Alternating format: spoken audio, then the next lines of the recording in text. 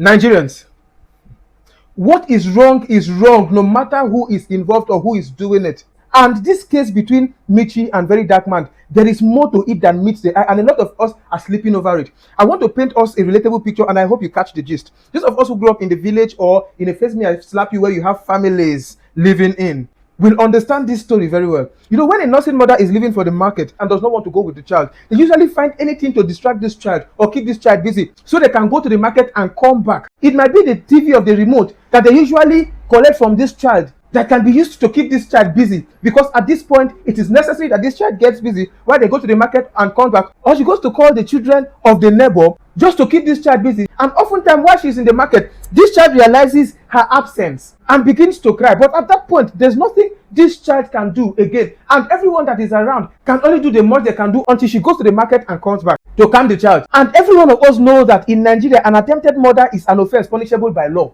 which even involves imprisonment, depending on what state you exist in. Some 1 year, some you'll be admitted into the hospital. And if you also encouraged or supported it, you stand the risk of a life imprisonment. So it is not a joke. I know you have seen situations of attempted murder or heard of stories of attempted murder from people who did not even record their own process. Yet the law enforcement agents necessary to take actions waded in on the issue, and the law took its course. And then ask yourself, why have the government of the day or the powers that be or the law enforcement agent not waded in on this issue between Very Dark Man and Michi so far? Even to the extent where they have also organized their own burial and some have resurrected. And you think it is cruise? No. One of these two things is currently at play. It is either it is being sponsored by the powers that be just to keep the youth distracted, because it involves the strongest force in the social media space in Nigeria as far as this season is concerned. And as they may have predicted, it has succeeded in keeping a lot of youths distracted so far. And the pains and the agony of our reality is swept under the carpet. Or that it just happened. It's just like someone waking up with no hope of finding food, and then the neighbor comes to knock